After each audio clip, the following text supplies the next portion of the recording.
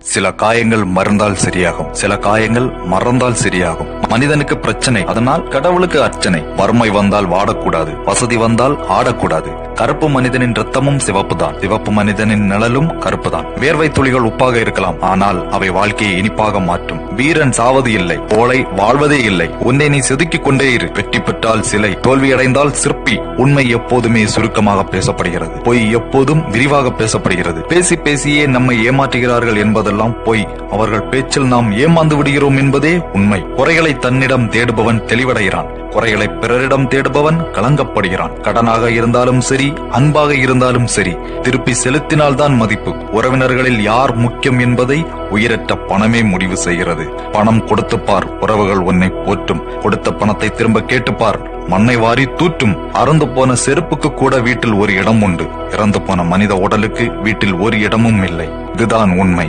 இதுவே மனித வாழ்க்கை.